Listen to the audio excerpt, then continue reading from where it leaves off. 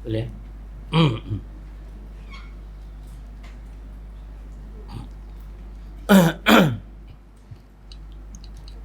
Oh ni gini. Okey. Mai tempat orang biasalah. Rumah kita tahu lah kan rumah orang ni. Assalamualaikum warahmatullahi wabarakatuh. Alhamdulillahirabbil alamin. Wassalatu wassalamu ala asyrafil anbiya'i wal mursalin wa ala alihi wa sahbihi ajma'in. Rabbi shrah li sadri wa yassir li amri wahlul 'uqdatam min lisani yafqahu qawli. Wa la hawla wa la quwwata illa billahil 'aliyyil 'azim. Muslimin dan muslimat, pelajar-pelajar yang dirahmati Allah Subhanahu wa taala, firman Allah Subhanahu wa taala di dalam surah Al-Baqarah, surah yang kedua pada ayat 185. A'udzu billahi minasyaitonir rajim. Syahrul Ramadan alladzi unzila fihi al-Qur'an hudan linnas wa bayyinatin minal huda wal furqan, yang bermaksud di bulan Ramadan, kata Allah, Al-Quran yang mulia itu diturunkan sebagai petunjuk pada seluruh umat manusia, dan penjelasan atau keterangan Al-Quran itu menjadi pembeza. Maknanya Al-Quran ni membeza di antara yang hak dengan yang batil. Jadi jelas, pertamanya Al-Quran diturunkan di bulan Ramadan. Dalil yang kedua, surah Ad-Dukhan, surah ke-44 ayat yang ketiga. Inna anzalna ilaik, lupanya dah. Inna anzalna fi lailatin, okey. Pasti dia letih sikit. Inna anzalnahu fi lailatin mubarakatin inna kunna munzirin. Ini dalil yang kukuh menguatkan hujah pertama. Yang ini kami menurunkan Al-Quran pada malam Lailatul Qadar. Lailatul Qadar bulan Ramadan sebagai peringatan. Itu dua.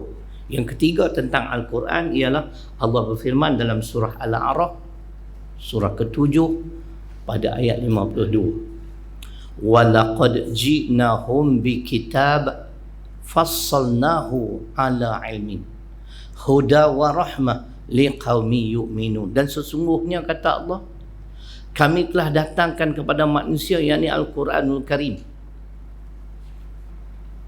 dan segala penjelasan di dalam Al-Quran itu, kata Allah, berdasarkan ilmu pengetahuan aku, supaya menjadi petunjuk dan rahmat bagi orang-orang yang beriman. Tak rasa pelik ya? Kalau petunjuk yang berdasarkan daripada ilmu pengetahuan Allah, tiba-tiba manusia tak mau ikut. Pelik tak? Muslimat, pelik tak? Semayang tak tinggal, puasa bagus, Quran tak mau ikut. Apa cerita? Itu di antara makna dalam ayat ni, fassalnahu ala ilmin, bermaksud apabila kita menjadikan Al-Quran, dan saya tidak menafikan As-Sunnah, hadis, sebagai pedoman dalam kehidupan, kita bakal mendapat kebaikan hidup dunia dan juga di akhirat. Dalil yang keempat dalam suratul Hijri, surah ke-15 ayat 9. Ni saya ambil ayat tentang Quran dulu. Sekali lagi pun saya nak cerita kenapa manusia tak mengikut Quran, dan ke mana ataupun di mana mereka akan ditempatkan oleh Allah di negeri akhirat kelak. Inna nahnu nazzalna dzikra wa inna lahu lahafizun. Ini jaminan Allah. Suratul Hijri, surah ke-15 ayat 9. Sesungguhnya, kata Allah, sesungguhnya kami yang menurunkan Al-Quran, dan kami juga yang akan memelihara kesucian dan kemurniaannya sampai ke hari kiamat. Maksudnya, tuan-tuan dan perempuan, Al-Quran yang kita duk baca sekarang ni lah ni, dulu pun orang baca tu ke? Tidak akan berlaku sama sekali penambahan ataupun pengurangan terhadap Al-Quran. Itu jaminan pada Allah. Tengok kitab-kitab bangsa lain, Injil, semua dah rosak. Taurat rosak, Zabur tak ada ke tak ada, kita pun tak tahu. Tapi yang kita sampai ke hari ini, ini jaminan tentang Al-Quran. Kemudian dalam suratul Isra, surah ke-17 ayat 9. Patutnya saya mukadimah yang lain, tapi tak salah lepas semayang tu dia my idea ni. Sebab esok saya nak khutbah Jumaat. Dan my idea tu saya tulis. Dan saya nak rombak sikit. Esok khutbah tentang Al-Quran. Kenapa kita wajib kena ikut Quran? Dalam suratul Isra ayat 9 Allah berfirman, inna hadzal Qur'an yahdi lillati hiya aqwam wa yubashshirul mu'minin alladzina ya'maluna as-salihat anna lahum ajran kabira. Maksudnya hari ni tak ada ayat ni, ke mana? Ambil masa tak ada nah. 7.30 boleh lah no. Allah berfirman, sesungguhnya inilah Al-Quranul Karim, yang mana fungsi Al-Quranul Karim ialah memimpin umat manusia ke jalan yang lurus. Jalannya kita minta, jalan ni kita pohon. Orang Kedah kata minta, orang Selangor pohon ataupun minta, kan? Betul tak? Jadi kena cakap dua bahasa lah, Selangor dengan Kedah. Jalan yang kita minta setiap hari berapa kali adik? Tunjukilah kami jalan lurus berapa kali muslimat? Tak semayang lah apa ni? Sampai tak erti nak kira lah. Abang, sihat lah? Sihat lah? Alhamdulillah. Tu dia tengok dasar, dia ingat kau wali apa ke? Kata dia ada di Yaman, peminat saya nombor 1. Berapa kali? 17 kali. 17 kali. 17 betul lah jawapan, tapi menunjukkan hampa tak sembahyang sunat. Hampa sembahyang fardu ya. 4, 3, 4, 2. 17 kali lah kan. Yang kita minta setiap kali sembahyang fardu dan sembahyang sunat adalah berpuluh-puluh kali. Tunjukilah kami jalan yang lurus. Jalan yang lurus yang telah dibentangkan oleh Allah Subhanahu Wa Taala dalam Quran. Dalam sembahyang minta, luar sembahyang tak mau ikut. Dan Allah menyatakan dalam Al-Isra ayat 9, Al-Quran juga membawa berita gembira kepada orang beriman serta beramal soleh, anna lahum ajran kabira. Sesungguhnya bagi mereka ganjaran yang besar. Allahu Akbar. Ganjaran di negeri akhirat. Kau dunia ni sekejapnya. Itu di antaranya.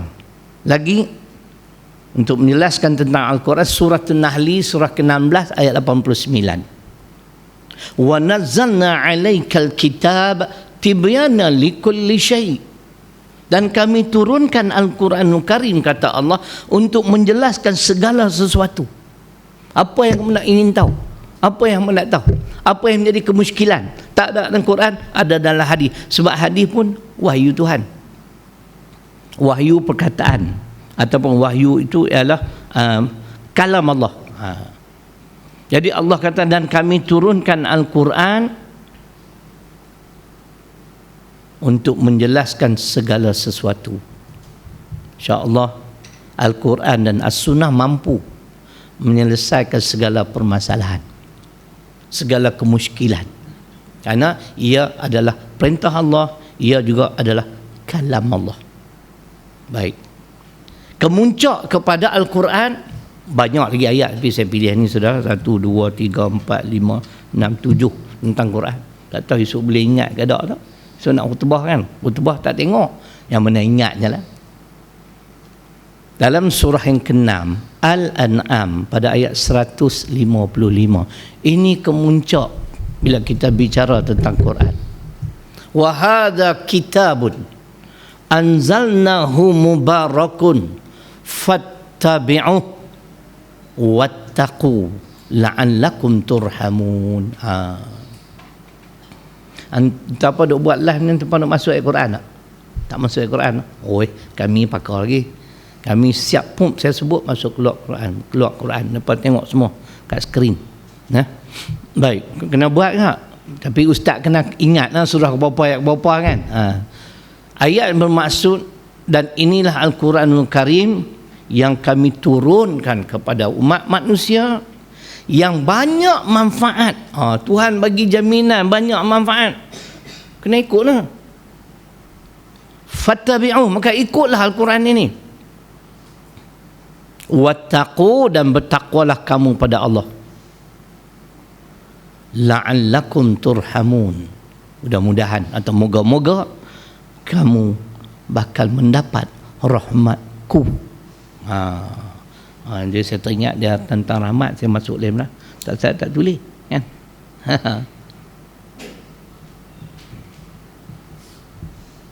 Saya dah sebut selalu Nabi Muhammad sallallahu alaihi wasallam baik, kita baik, kesemua kita akan dimasukkan ke dalam syurga dengan rahmat Allah. Dalil dia hadis Muslim. Nabi sallallahu alaihi wasallam bersabda, la yadkhula ahadun al-jannah bi amalihi.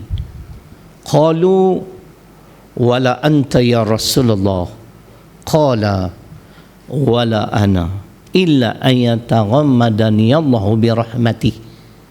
Yang bermaksud sekali-kali seseorang itu tidak akan dapat masuk syurga dengan amalan-amalannya. Faham tak? Amalan kita bukan bagus ingat. Nabi semayang malam kau sampai bengkak kaki. Kita kalau bengkak kaki tak semayang lah. Dia terbalik tak? Aisyah tanya, Aisyah bukan tanya, Aisyah rasa pelik pasal insan pilihan Allah yang dijanji syurga ni gelut semayang sampai bengkak kaki.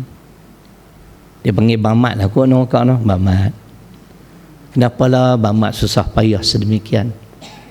Afala uhibbu an akuna abdan syakura.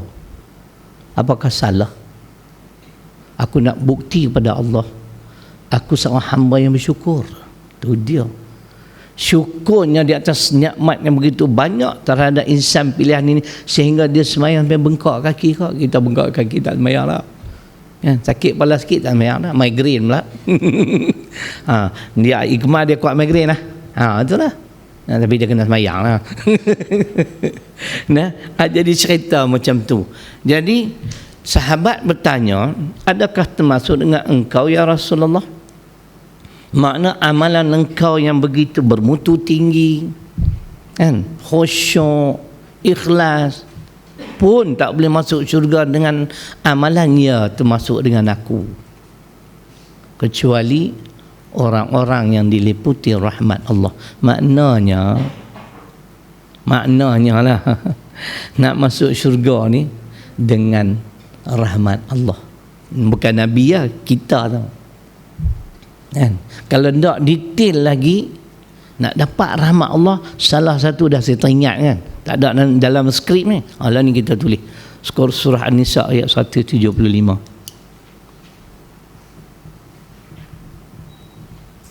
Rajak tafsir pimpinan Ar-Rahman.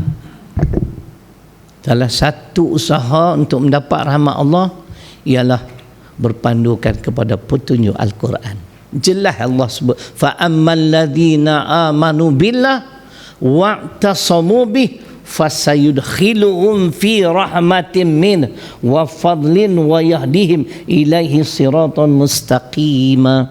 Itu dalilnya. Dan adapun ya ini orang-orang yang beriman dengan Allah dan berpegang teguh kepada petunjuk Al-Quran ini, maka kata Allah, kami akan masukkan mereka ke dalam rahmat kami yang khusus. Tafsir sebut syurga, masuk syurga dengan rahmat, dan akan kami pimpin, beri petunjuk ke jalan yang diredai oleh Allah Subhanahu wa taala. Makna bukan sekadar masuk syurga, Allah kata wa fadlin, lagi banyak lagi nikmat-nikmat ataupun anugerah-anugerah yang bakal mereka perolehi kerana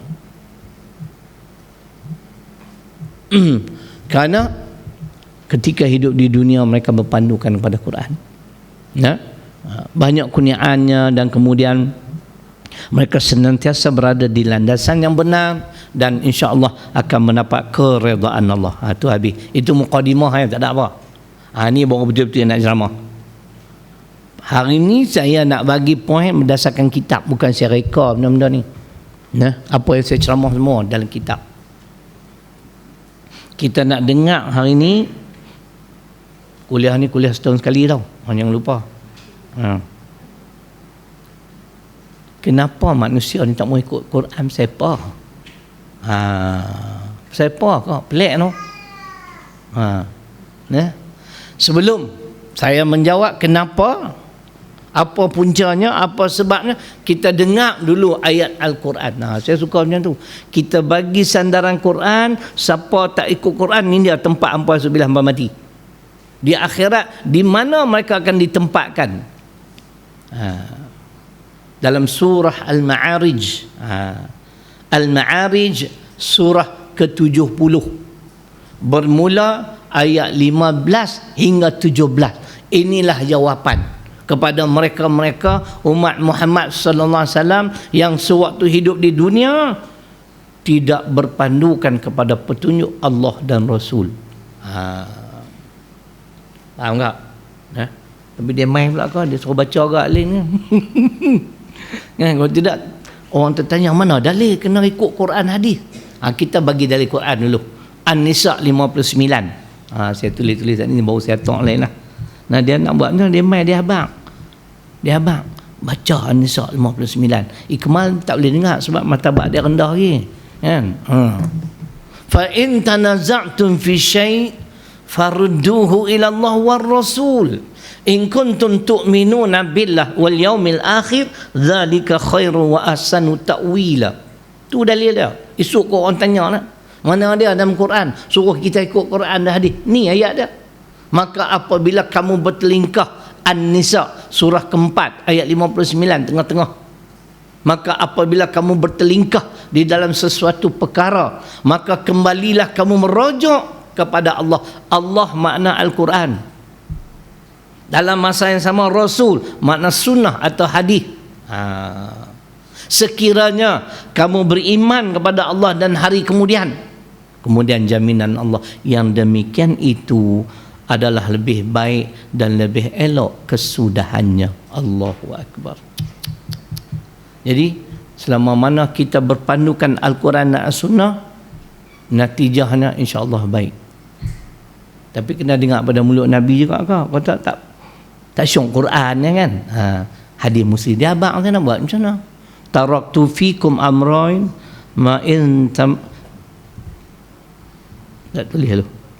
Taraktu fikum amran ma in tamassaktum bihima lan tadillu abada kitaballahi was sunnati. Tu dalil dia. Nabi bagi jaminan selama mana umat beliau berpandukan Al-Quran As-Sunnah atau berpedomankan dengan Al-Quran As-Sunnah, takkan sesat selama-lamanya. Dalil Quran An-Nisa 59, dalil hadis riwayat Imam Muslim. Baik.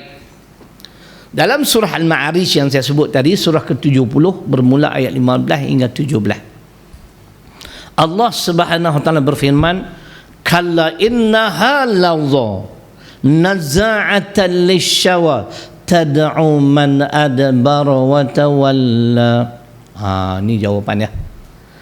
Bahkan sesungguhnya inilah neraka lazza, nazza'atan lisyawa, nak abak bagi panah neraka lazza ni menyebabkan kulit kita semua luruh, badan isi daging semua jatuh berguguran panas. Macam orang celok ayam kan, tenang kan nak tarik bulu dia kan. Siapa dia yang bakal dihumban ke dalam neraka lazza? Tuhan sebut dua golongan, tapi saya baca satu dah lah. Tak apalah, baca kedua-dua lah. Saya duduk tertanya pula siapa lagi satu tu. Kita baca pertama dulu. Tad'u man adbara wa tawalla. Neraka lazza memanggil, yakni orang-orang yang membelakangi dan berpaling daripada petunjuk Al-Quran dan As-Sunnah. Tu dia tempat dia. Yang kedua, wa jama'a fa'au'a. Orang yang menghimpun harta, punya banyak harta, tidak mengeluarkan zakat. Boleh? Dulu saya main ada besar-besar anak main. Tak ada. Ramai dah habis. Depa ni lah. Buat ni semua pinjaman. Berapa puluh orang? Oi, bagus ya. Tak mau pergi Sungai Petani? Tak mau pergi sudah lah. Yaman. Hantar pergi dah, Yaman. Tak pernah pergi. Suruhlah Pak Mentua hantar sekali pergi jadi pengiring jadi. Cakap Arab kan susah. Na'am la, na'am la, na'am la. Ya dak, ya dak, ya dak. Baik. Saya pergi Sana'a, capital city ibu negara. Sejuk. Dia 2 musim, panas dan sejuk. Tapi musim panas pun masih sejuk. Di Yaman, di Sana'a, rumah-rumah lazimnya tak ada aircon. Mereka tak install aircon sebab dah sejuk kat weh.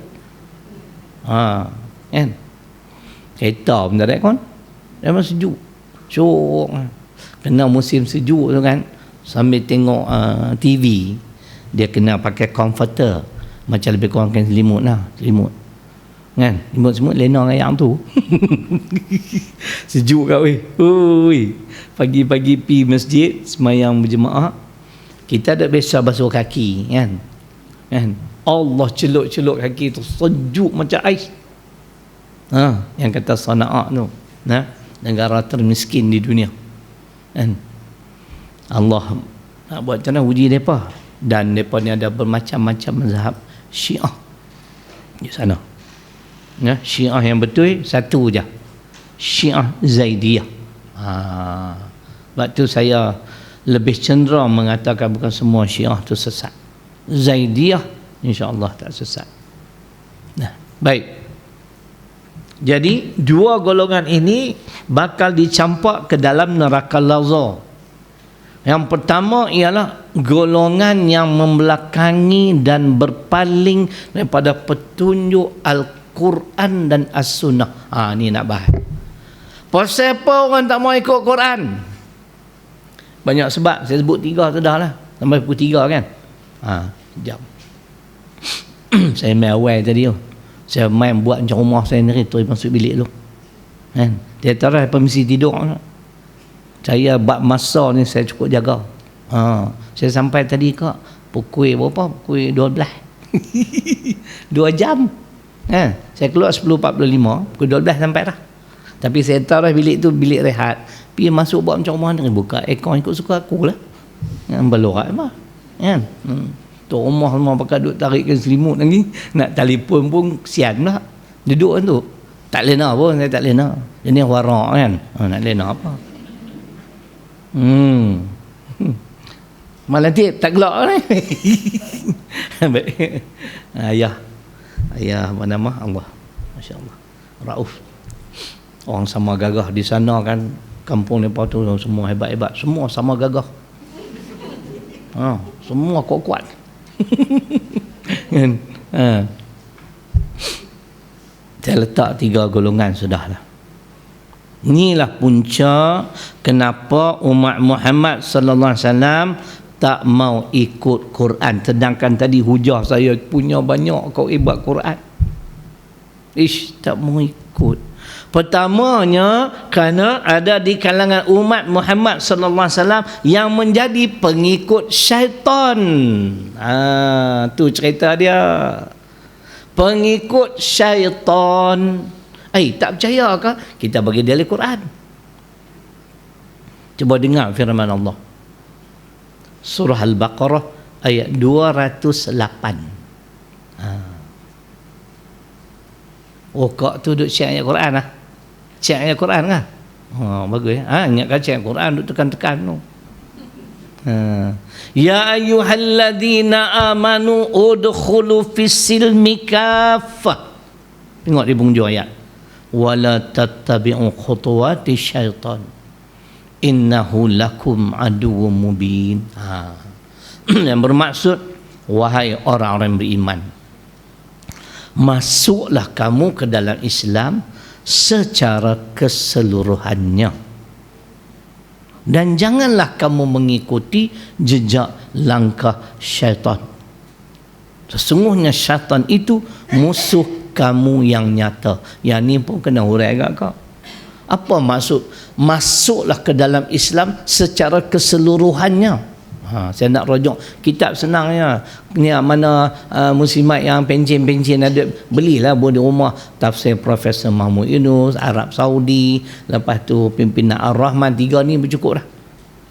Saya nak rujuk ni Profesor Mahmud Yunus, muka surat 44. Tafsiran masuklah ke dalam Islam secara keseluruhannya ialah ikut semua syariat Islam.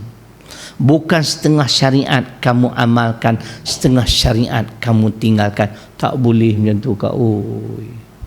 Bukan takat tak boleh kak. Ia menyebabkan kita dihina oleh Allah dalam kehidupan dunia ni. Percayalah. Hari ni pun Tuhan duk tunjuk dah. Orang Islam di Malaysia sedang dihina oleh Allah. Juga dihina oleh bukan Islam. Dia tak kak? Kau cuba tuan-tuan dan perempuan fikir sikit lah. Dulu-dululah tahun 50-an, negara kita dikenali sebagai Persekutuan Tanah Melayu. Jadi milik apa? Setelah ni 20 juta umat Islam di Malaysia. 10 juta bukan Islam. Setelah kita mendapat kemerdekaan tahun 57, jadi berapa? 43 campur 22, 65 tahun. Kan? Anak apa comel? Anak ke cucu ke? Oh kak? Anak ke cucu? Cucu. Anak hantar. Oh, ingat aku dapat baru pula seorang nak tahu. Tak masuk Facebook pun tu aku heran. Kan? Setelah 65 tahun kita sambut kemerdekaan. Hari ini siapa yang kuasai bidang ekonomi di negara kita? Cuba jawab tengok. Orang bukan Islam yang menentukan harga barang naik turun, bukan kerajaan. Saya tak maulah sebut yang lain-lain, nanti kadang-kadang ada orang Melayu yang kecil hati. Ingat kan? Dulu Cina mai kat di Malaysia ni kerja apa? Angkut tai aku. Kemana bukan tahu? Tahun 60-an. Kita berak, tai yang paling angkut letak tepi jalan. Aku terajang tong tai tu terbalik dua. Aku ingat ambil kelau.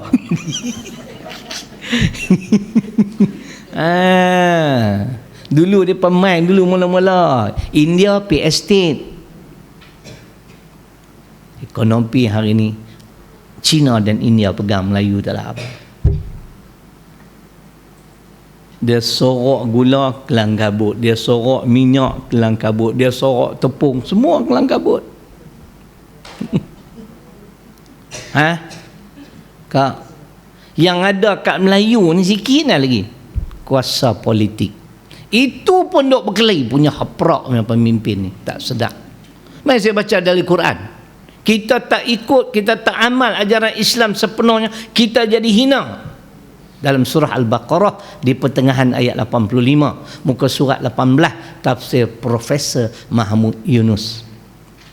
Allah berfirman, afatu'minuna bi ba'dil kitab wa takfuruna bi ba'd fama jazaa'u man yaf'alu dzalika minkum illa khizun fil hayatid dunya. Tu jawapannya.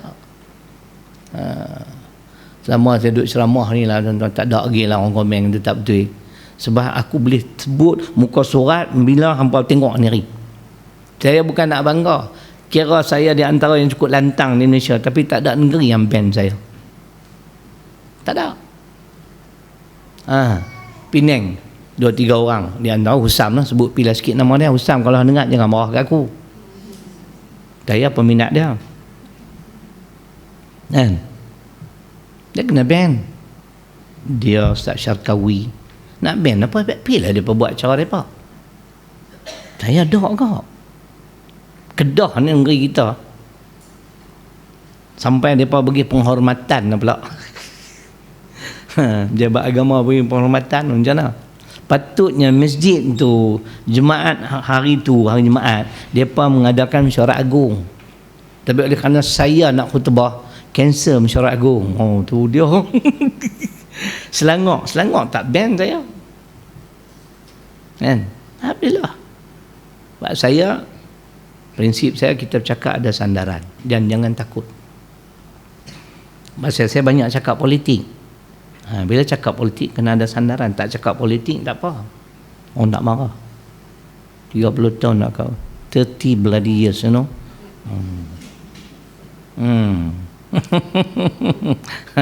Nah, 30 tahun dah. Otai ni. Nah. Wahabi pun tak berani. Dah sembang lah.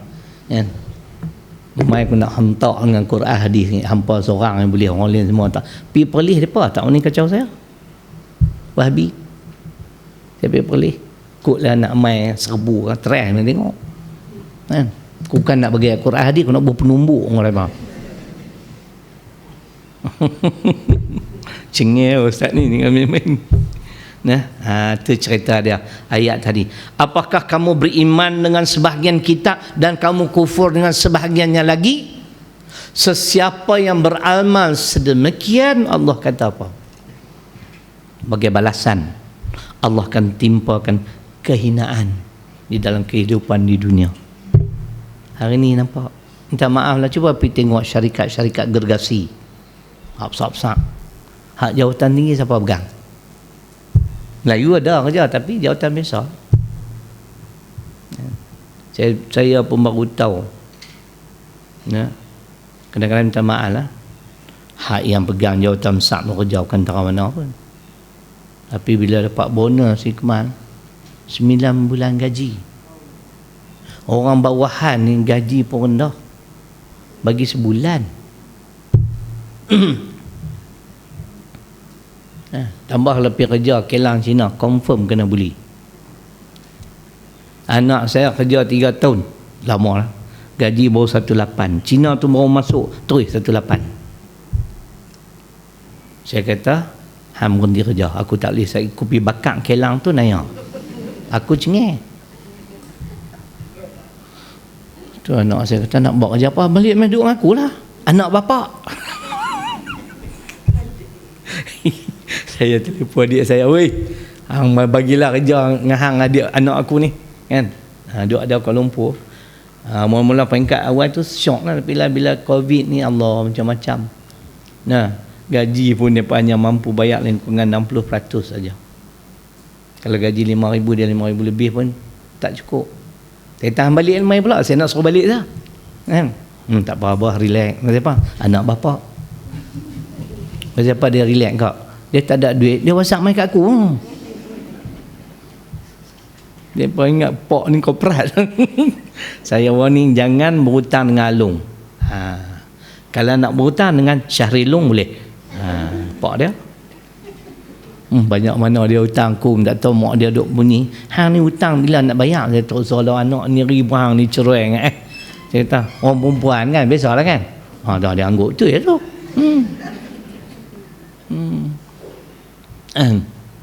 Banyak lah macam-macam dia tolong anak nombor 2 buat macam mana. 1, 3, 4 tu dah kan. Dia tu nak Allah uji macam-macam lah. Baik. Jadi itu jelas. Allah suruh kita terima syariat Islam sepenuhnya, bukan separuh-separuh. Bila separuh-separuh, jadi hina dalam kehidupan di dunia. Cuba tuan-tuan dan perempuan bayangkan pula kalau takdir, na'udzubillah lah, sebut je contoh. Saya jawab tadi dia ni jawab YB. Saya jawab sana. Saya call YB, sat lagi saya call balik pukul 3 lebih nah. Baiklah, minta maaf nah. Saya call YB ni kerap telefon nak bagi 1 juta apa aku. Kalau dia kata nak bagi 1 juta, aku balik law kat Hikmal. Sama sekat jalan. Baik. Hikmal tak tengok kan bangunan kami tengah buat tu no. Sekejap saya forward. Komplek 25 juta dah kita belanja 1.2 juta dah. Baik. Jadi makna jadi hina. Allah kata jadi hina. Kalau esok kak kuasa politik pun hilang kak, macam mana kak? Lepas ada kuasa kak, dia boleh buat macam-macam undang-undang. Ni saya dengar di Kedah ni. Tapi pasal live ni saya, sebab saya tak tengok betul, cuma yang bagi tahu YB. Dia kata ustaz, anda pun tak boleh tunjuk kat entah. Memang ada perancangan nak hapuskan ni pondok-pondok sekolah tahfiz ni. Ustaz tak sedap lagi duk kelai sama sendiri, duk berebut jadi menteri. Nak berebut jadi Perdana Menteri, naik menteri. Kan? Dahlah kuasa ekonomi di tangan mereka ke? Politik mana bagi ke? Aku dapat kacau sekolah aku, insya-Allah aku syahid di jalan Allah. Saya akan pertahankan apa yang saya bina selama ni. Nah. Itu cerita dia. Jadi pertamanya kerana ada di kalangan kita yang menjadi pengikut syaitan. Syaitan ni saya ulang sekali lagi, dua bangsa. Syaitan manusia, syaitan jin. Nak tanya duduk depan ni. Kalau tak mau kena tanya, duduk belakang. Di antara syaitan manusia dengan syaitan jin, kak yang mana lagi kuat?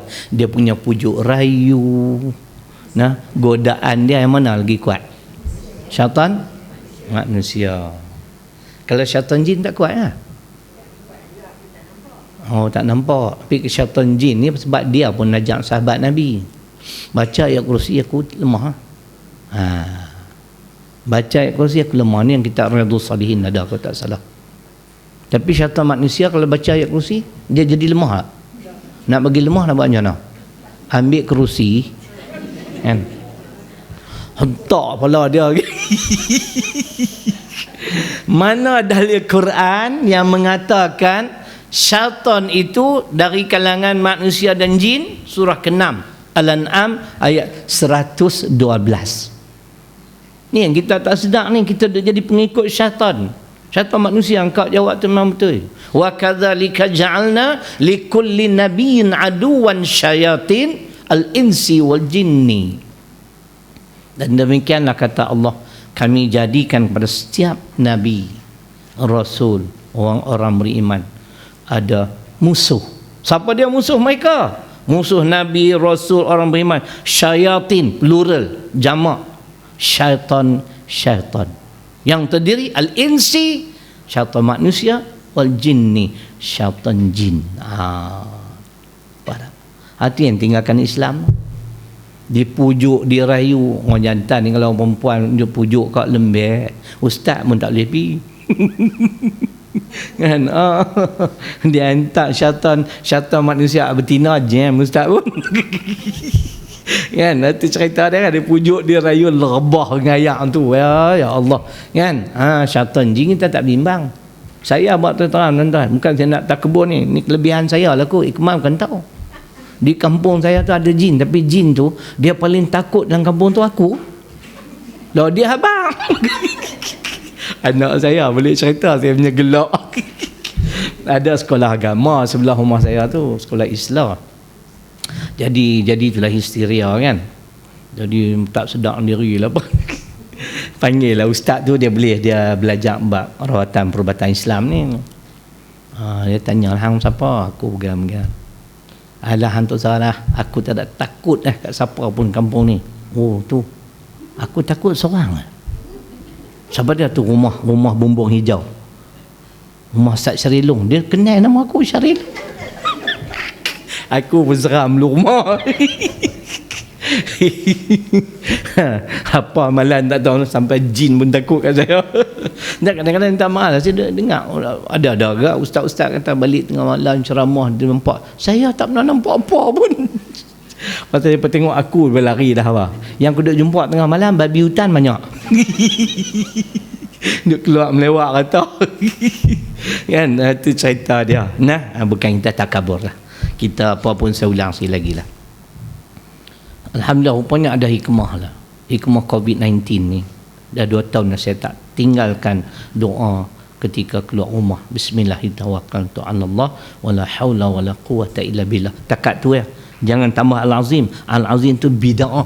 Oh, boleh syok tak kira lah. Nabi ajak takat billah saja. Hadis riwayat Imam Tirmizi dalam kitab Al-Azkar. Banyak kak bagus kelebihan. 2 tahun dah tu saya kata ada hikmah. So, kita bukan tak tahu doa tu, tapi kita tak amal. Tapi bila kena COVID tu, saya nak tengok satu video ustaz tu tekankan kena amal doa ketika keluar rumah. Di antara Allah bagi perlindungan kat kita. Saya tak tinggal dah sampai hari ni, alhamdulillah. Baik. Jadi ada di kalangan kita yang menjadi pengikut syaitan tu, yang dia tinggalkan Islam. Syaitan main pujuk rayu, syaitan manusia. Oh, hang buat elok dah no. Oh, hang puasa dah. Kan, lorak apa tak sembahyang tak apa. Jenis ni pada no. Dia boleh puasa 13 jam, bayar 5 minit tak boleh, saya rasa pelik. Ada, bukan kita hina depa. Nah, kita yang boleh buat ni kerana pertolongan Allah. Tidak. Bagi dari Quran. Angguk apa dari Quran? Surah Hud, surah ke-11 ayat 88. Wa ma taufiqi illa billah. Aku tak boleh buat benda ni kecuali dengan pertolongan Allah. Kita kena, sebab manusia perlukan hidayah dan taufik. Taufik, pertolongan Allah. Nah, surah Hud, surah ke-11 ayat 88. Jadi apabila kita dipujuk, dirayu, dapatlah kat syaitan sama ada syaitan manusia ataupun syaitan jin. Tetapi saya nak tegaskan di sini, yang selalu tertipu, terpedaya dengan pujuk rayu syaitan manusia atau jin ialah umat Muhammad yang tidak mempedulikan agama Islam. Orang yang tak ambil berat tentang agama Islam memang sah. Bukan ni Allah hantar dia mai kat kita. Ada dalam Quran kat surah ke-43 Az-Zukhruf ayat 36 37. Boleh tak larat nak tulis dah tu. Aku tengok buka buku elok tu tak mau tulis dah, ngantuk dah tu. Wa may ya'shu an dzikrir rahman nuqayyid lahu syaitana fa huwa lahu qarin wa innahum la yasuddunahum anis sabil wa yahsabuna annahum muhtadun. Tu dalil dia kak. Surah ke-43 Az-Zukhruf ayat 36 37. Dan sesiapa yang berpaling daripada peringatan Ar-Rahman, tak ambil berat langsung pasal agama. Nah, ni mai duduk ni tok pondok, nak kata tok pondok tengok muda-muda lagi semua ni. Kan? Muda-muda lagi tok pondok apa? Tok pondok bongkok tu. Saya pergi baru ni Ustaz Yusaini kesian. Belum ni saya pergi dah 2 bulan sudah. 2 bulan sudah. Saya ni ramah, kadang-kadang terlebih ramah kan. Tu perempuan aku susah hati tu terlebih ramah. Kan? Jumpa tok pondok tu tua dah 80 lebih. Saya duduk di rumah tu, dia lalu depan rumah saya. Dia pun satu lorong. Tanya, kak duduk sini lama dah. Berapa umur? 80 lebih. Boleh bawa kereta lagi. Tapi baru ni saya pergi, dia meninggal dunia. Tahu pasal apa? Langgak. Dia langgak kereta dalam kawasan sekolah Ustaz Yusani. So sudahlah, dia keluar pergi langgak pula kedai koperasi, meninggal situ. Allah, mudah-mudahan Allah merahmati. Kita ni bila main tahap 80 tak boleh dah. Kan? Saya ni muda 30 pun tak boleh pergi dah. Tu kawan saya baru 20 tak sap mengantuk lah bawa. Baik-baik saya tengok dia nak sondel bengkok lori lah. Liwat pula bengkok lori tu, kacau lah kita. Kan? Dia kata mai aku bawa, dia tak percaya. Lesen saya dengan dia. Dia umur 9 tahun, saya dah bawa dah kereta. Kan? Dia baru 9 tahun, saya dah boleh bawa kereta dah. Dah lesen tahun 1975.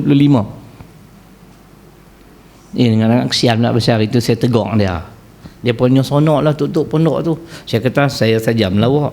Saya pun nak carilah pondok nak main duduk sini. Sonok lah kalau ustaz boleh ajak kami. Tak tahulah sonok ke kenan kat aku, tahulah. Kan? Kut dua-dua kan. Meninggal dan kesian. Mudah-mudahan Allah merahmati beliau. Tapi saya kagum lah. Dia duduk lama, dia duduk seorang diri. Kan? Ada pencin dan semua. Dia suami kot. Tapi duduk boleh drive. Tapi itulah dah sampai masa. Jadi orang-orang yang tidak mempedulikan peringatan Ar-Rahman ni, Allah kata Allah hantar mai syaitan sebagai teman. Tu dia. Nuqayyid lahu syaitana. Aku hantar dekat dia syaitan sebagai teman setia anda, bukan RTM. Dan kerja syaitan ini dia akan pujuk, dia rayu, dia akan halang kita jangan ikut jalan-jalan yang lurus, jangan ikut Islam. Nak ikut pun tak kata dia. Puasa, semayang jangan. Puasa, semayang, tutup aurat tak. Contoh. Tu kan dia syaitan lah. Semayang, puasa, tutup aurat. Negara Islam tak usah bicara. Ini semua mainan syaitan. Tadi saya dah bagi dah dalil, kena terima semua ajaran Islam, bukan separuh-separuh. Dan selain dia menghalang kita supaya jangan ikut jalan lurus, kita pula tertipu, terpedaya. Kita merasakan kita adalah orang yang mendapat petunjuk daripada Allah Subhanahu Wa Taala. Allah kena tipu, 2 kali tipu. Boleh tak? Itu yang pertama, kenapa ada di kalangan umat Muhammad sallallahu alaihi wasallam yang tidak mau berpandukan kepada petunjuk Al-Quran dan As-Sunnah kerana menjadi pengikut syaitan. Jaga-jaga. Yang keduanya kerana ikut tunduk kepada keinginan hawa nafsu. Keinginan hawa nafsu.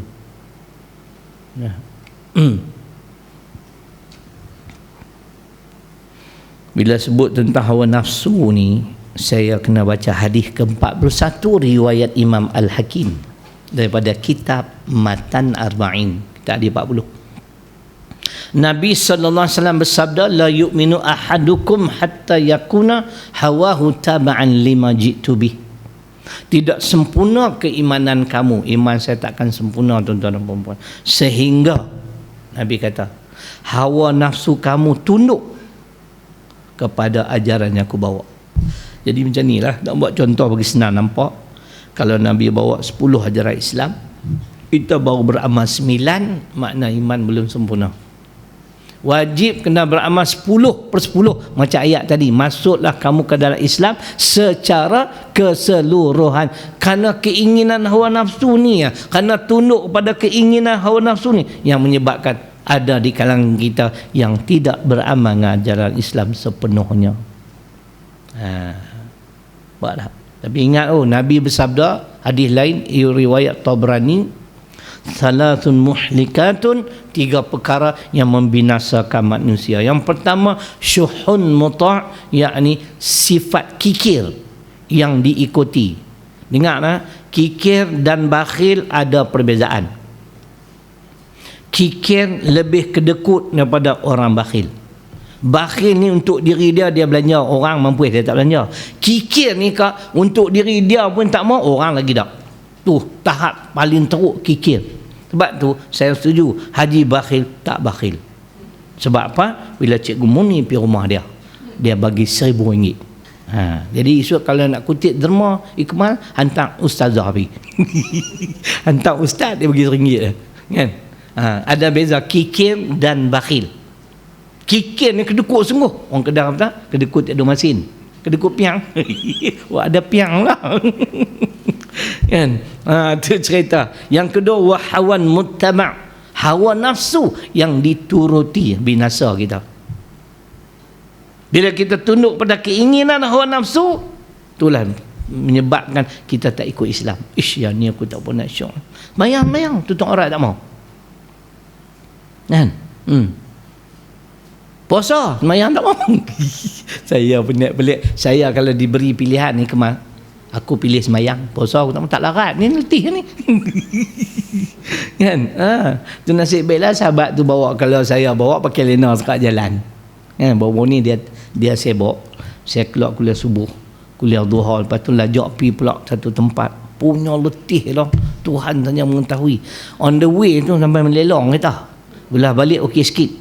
Lepas tu orang main rumah pula sembang sampai 2 jam tak dan rehat.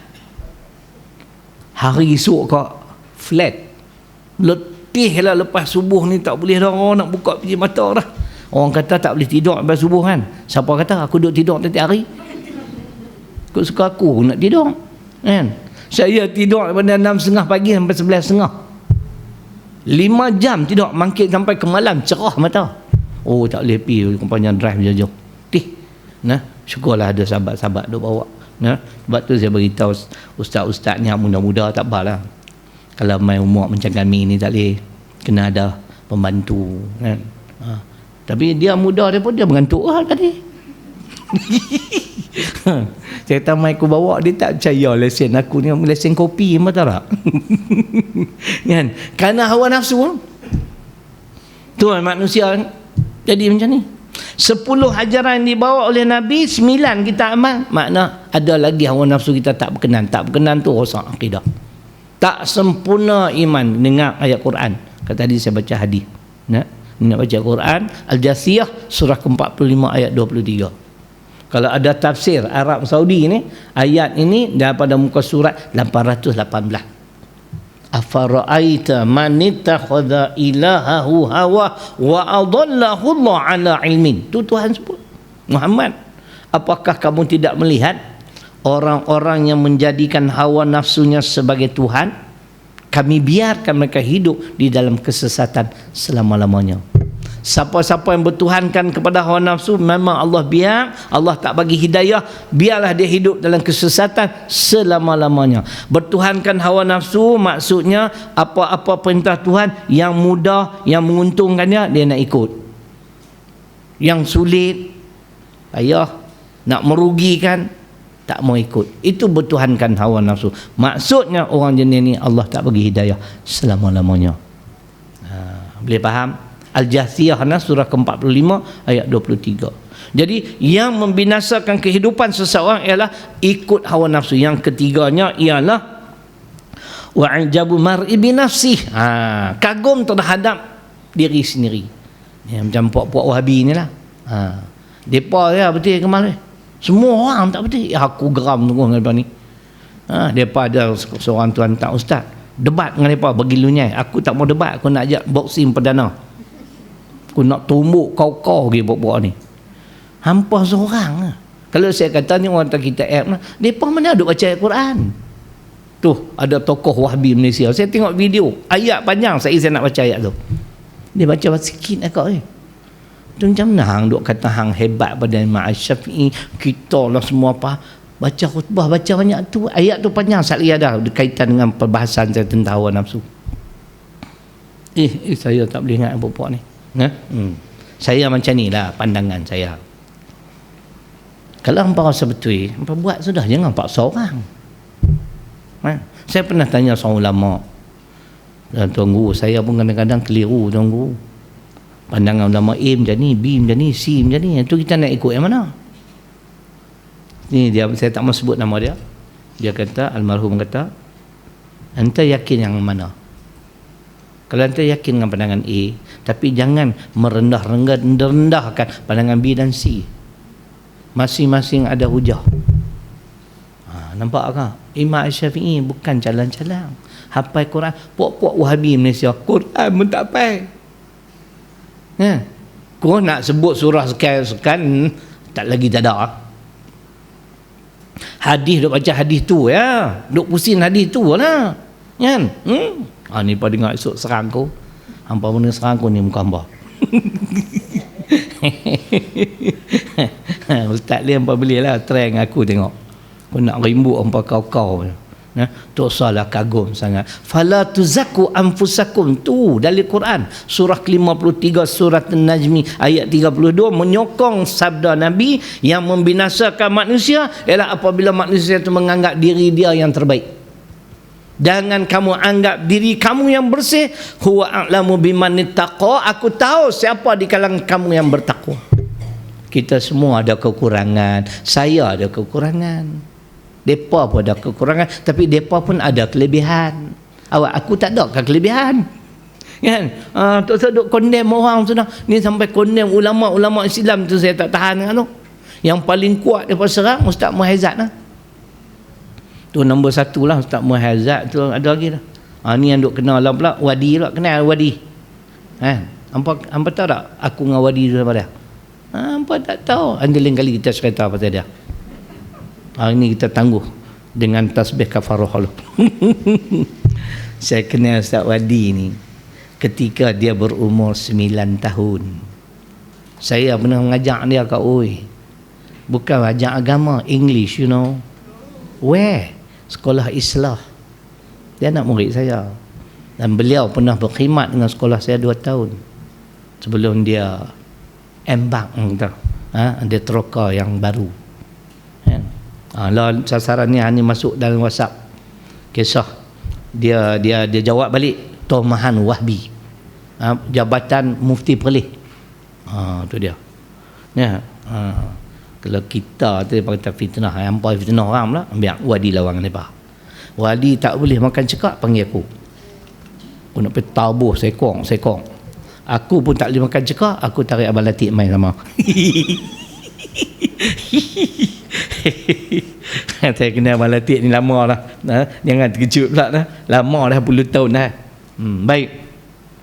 Jadi itu di antaranya yang menyebabkan ada di kalangan umat Muhammad sallallahu alaihi wasallam yang tidak amal ajaran Islam sepenuhnya kerana keinginan hawa nafsu.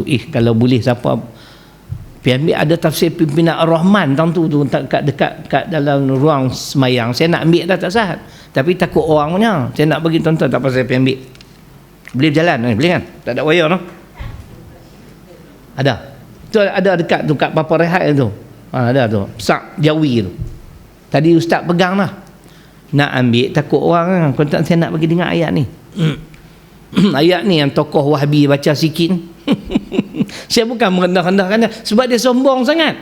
Ayat ni panjang, tak kira dengar saya baca apa. Saya tengok surah ke-7 ayat 176 ada tak? Ada tak? Ni di antara contoh cukup jelas. Hawa nafsu lah menyebabkan manusia ni masih kerja ke mengaji ke? Kerja? Oi. Kerja apa? CEO apa?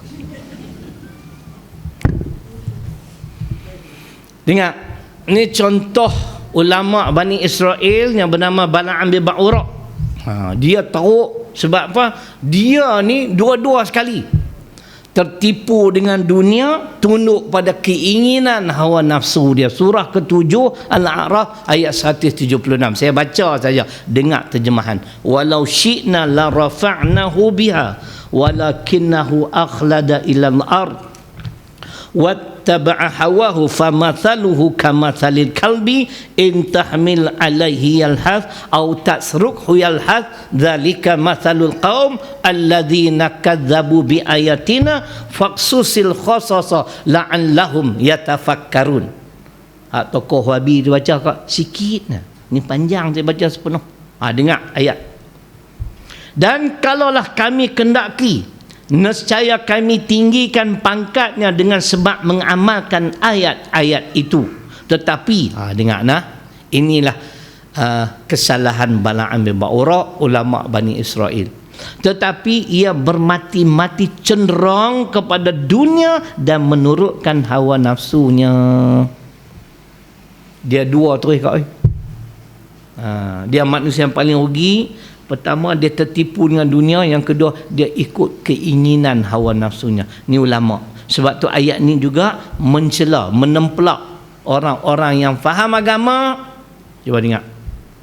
Maka bandingannya adalah seperti anjing.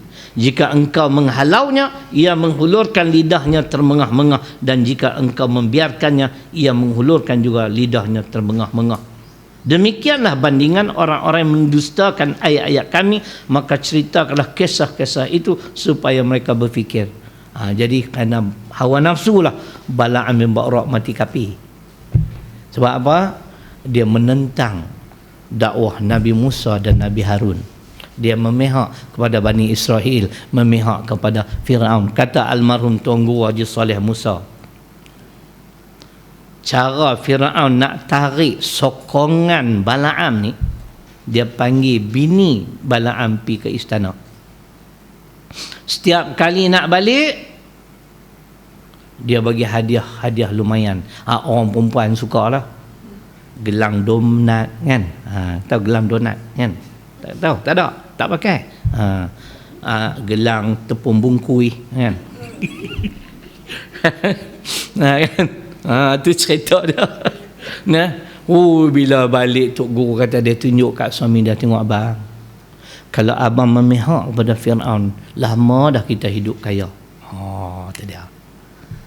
Jadi dia pun tak tahan juga dengan kilauan emas. Tu yang dia masuk apa? Kilauan emas tu. Gigi tak ada bergagah lagi. Sebenarnya aku sapak semua. Orang dah gigi tak ada mai duduk pondok. Saya pun insya-Allah akan buka pondok lambat lagi. Tanah dapat dah. Bagi clear ni kita buat pondok. Pondok moden. Saya tengok cara-cara tu duk mai servis jugalah. Yang mana bagus itu kita tirulah kan. Tapi kita minta izin lah kan. Tak mau buat banyak, buat sikit-sikit lah. Bon 30-40 tanah luas. Dekat-dekat situ dululah semua orang tak berkenan kat aku. Marah lah, semua pakat nak bagi tanah pula dah kau. Saya kata semua pakat bagi tanah, esok hampa nak duduk tanah mana? Kan? Itu cerita dia. Nah, ada letih dah dapat dah. Sign dah agreement, semua siap dah. Nah, tu dia. Kita nak buat pondok pula lepas ni. Masya-Allah, buat pondok pula. Nah. Saya memang cita-cita nak duduk pondok. Tapi bukan pondok polis tau. Pondok polis aku tak mau. Kan? Tu dia tabuh kita pula nanya. Jadi itu jelas. Kerana hawa nafsu. Bala'an bi ba'ura, ulama yang mustajab doa pun jahanam kehidupan mati kapi. Jadi itulah di antara punca ataupun sebab kenapa terdapat di kalangan umat Muhammad SAW yang sewaktu hidup di dunia tidak mau dan enggan berpandukan pada Al-Quran dan Sunnah. Pertama tadi, kerana apa? Kerana menjadi pengikut syaitan. Yang kedua, kerana mereka tunduk pada keinginan hawa nafsu. Yang ketiga, ringkas saja, kerana tertipu dengan dunia. Inilah penyakit. Kalau ikut Islam semua susah kau. Itu tak boleh, ni tak boleh. Dunia ni kan Nabi kata ad-dunya sijnul mu'min wa jannatul kafir. Dunia ini umpama penjara bagi orang beriman, tetapi syurga bagi orang kafir. Tidak. Tapi bila kata dunia ni umpama penjara, ada boundaries dia, ada sempadan dia. Tak boleh kita melewati sempadan dia. Ini haram, yang ni dosa tak boleh buat. Terlepaslah dunia. Itu dia. Kerana dunia. Mari kita baca Al-Quran. Wa mal hayatud dunya illa mata'ul ghurur. Ali Imran 185. Dan kehidupan dunia itu, kata Allah, hanyalah kesenangan yang memperdaya. Dalam surah At-Taubah ayat 38. Araditum bil hayatid dunya minal akhirah. Tuhan tanya, apakah kamu redha dengan kehidupan dunia daripada kehidupan akhirat? Akhirat tu Tuhan sebut jelas. Apa dia? Bal tu'thirunal hayatad dunya wal akhiratu khairu wa abqa. Surah apa? Tiap-tiap malam Sabihi. Surah apa? Al-A'la.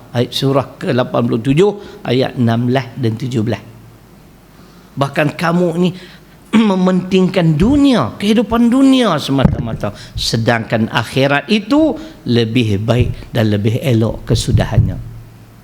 Kadang-kadang kita tengok sikit lagi boleh Akmal dalam sekolah kuliah setahun sekali, kan tiap bulan percemui ya. Kadang-kadang kita ni orang semayang tak, semayang rajin puasa, baca Quran, khatam kan, hidup tak senang. Hak tak semayang tu dogoi kepala, hidup senang, anak-anak berjaya. Kita ni dah kaya-kaya, kita kuih kering macam waik sate. Nak sembelih buat sate pun tak sampai hati, isi tak ada. Kenal tak waik sate? Warak kemana tak kenal bahawa waik sate. Pelakon dulu at lawak. Kita tengok macam mana no? Itulah kata dunia Allah bagi kat dia. Yang ni kena rujuk hadis Imam Ahmad. Idza ra'aita Allah yu'til 'abda min ad-dunya 'ala ma'asihi ma yuhibbu fa innama huwa istidrajun. Hadis sahih Imam Ahmad. Apabila kamu melihat seorang hamba yang Allah kurniakan kepadanya sebahagian dunia, sedangkan dia derhaka terhadap Allah, maka itulah yang dikatakan pemberian istidraj. Istidraj ni apakah? Tuhan bagi nikmat nak pelingkup kita. Tahan tak ni? Kalau tak faham jangan duduk pondok, balik duduk rumah. Ni duduk cadang-cadang nak duduk sampai bila ni? Sampai bila-bila? Allah, Masya Allah, sonok. Tu saya pun cita-cita tu nak buka pondok tu. Saya buat dalam rumah. Kita buka, kita buat satu untuk kita, dan kita duduk itu rumah yang ada ni, bagilah anak-anak yang tak ada. Seorang tu nombor 2 tu rumah apa tak ada. Hadis semua ada dah, dia pandai. Dia ni tak tahu nasib dia kurang sikit kan. Kata yang ni bagi kat dia, kita pergi duduk pondok. Sonok duduk pondok ni. Suasana environment dia tu. Persekitaran dia tu bagus.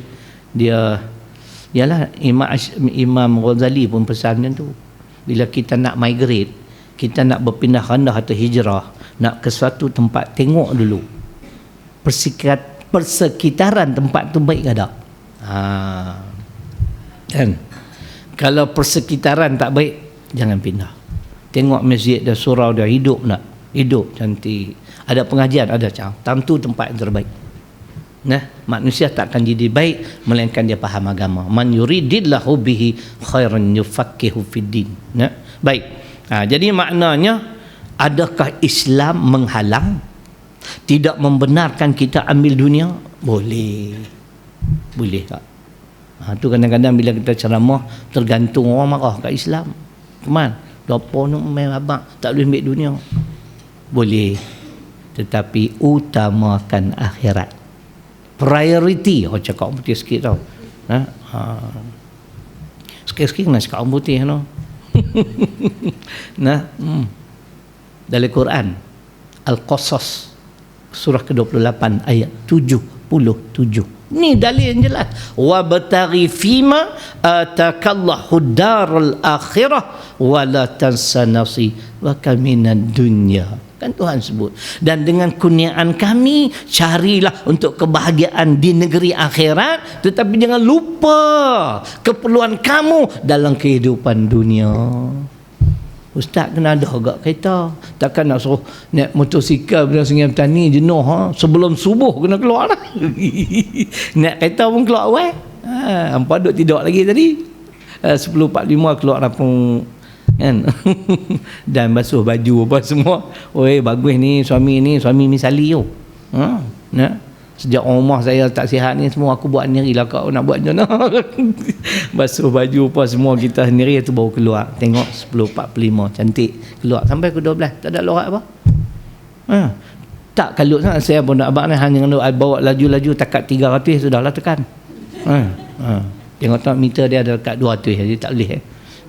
Jadi Allah kata, tapi jangan lupa bahagian kamu, keperluan kamu dalam kehidupan dunia. Ambil handphone kena ada agak kan, tapi biasanya lah kan? Tapi minta maaf lah, saya bukan dunia sangat dengan handphone. Terpaksa kok saya ada 4 telefon sebab seorang satu kat cucu. balik bagi salam semua terekam seorang satu kemas mampu. Tapi kebaikan handphone ni ada kak. Bila mereka dapat ni, mereka warak Allah, khusyuk, tak beli apa dah. Dia tak? Bagus lah binatang ni. Ada sekali tu saya bagi berkadut tengok. Masuk Zohor. Okey, bagi balik telefon Wan. Kau tak usah tengok. Bagi mayang Zohor. Mayang okey. Tu sambung balik, ambil balik. Masuk asar pula. Tak tidur ambil asar. Kan? Bisan saya tak puas setuju sikit cara saya. Saya ni kesian ke kat depa. Balik rumah Bisan pakai tak ada apa. TV tak ada, apa pun tak ada. Rumah Tok Wan ni pasal seronok. Masuk asar, cukup bagi telefon tak. Lagi Wan tak bagi dah. Bagi. Pergi semayang. Kali-kali lah habis dah semayang. Cucu nombor 4. Nombor cucu nombor 5. Saya kata, aku baru letak telefon kali-kali hang siap dah. Hang ambil uduk dah. Nak ambil uduk apa tuan? Bukan batal lagi. Oh, kemai. Dia tu cerdik tu. Cucu saya semua cerdik kan macam Tok Wan dia. Mak baru nanti masuk dah sekolah darjah 1. Sekolah Tok Wan dia. Siapa nak kata tak boleh? Kau suka aku lah. Sekolah aku Ikmal. Dia pandai menulis semua, baca Iqra' pun. Dia selalu Quran 41. Ni start masuk ni. Kan? Abang dia slow sikit. Siapa banyak nak main abang tu. Bukan dia tak boleh. Jadi itu keadaannya. Boleh. Bukan tak boleh ada telefon kan. Boleh lah. Allah 699 ringgit. Ni pun tak larat nak bayar bil no. Jadi makna bukan tak boleh ambil dunia. Boleh. Kena ada rumah, kena ada kereta, kena ada motosikal. Keperluan harian kita. Duk buat warak, duk faham tak boleh, tak kena. Tu orang nampak Islam tu tak betul. Jadi itu di antara yang ketiga, faktor yang ketiga, kenapa ada di kalangan kita yang tidak beramal dengan ajaran Islam sepenuhnya, kerana tertipu dengan kehidupan dunia. Jadi cukuplah. Nampak semua Nampak letih. Puasa kan ni? Oh, puasa patut nampak letih. Hampa puasa. Depa ni semua baru masuk ni. Oh, dia keluar segrup, masuk segrup. Oh, hampa buat macam tu. Berapa tahun mengaji ni? Ha? 4 tahun. Aku nak masuk tahun depan boleh? Duduk dengan mereka sekali. Mudah-mudahan sekadar itu saja. Mudah-mudahan memberi manfaat kepada kita bersama. Riban kemaafan, terkasabasan sebagainya. Aku qauli hadza wa astaghfirullahalladzi mali wa lakum. Assalamualaikum warahmatullahi wabarakatuh. Bismillahirrahmanirrahim. Alhamdulillahirabbil alamin. Wassalatu wassalamu ala asyrafil anbiya'i wal mursalin wa ala alihi wa sahbihi ajma'in. Allahumma ighfir lana dhunubana wa liwalidina warhamhuma kama rabbayana shaghira. Allahumma faqqihna fid din wa 'allimna ta'wil. Rabbana atina fid dunya hasanah wa fil akhirati hasanah wa qina 'adzaban nar. Walhamdulillahi rabbil alamin. Aqulu qawli hadza wa astaghfirullahal ladzi li wa lakum. Assalamualaikum warahmatullahi wabarakatuh.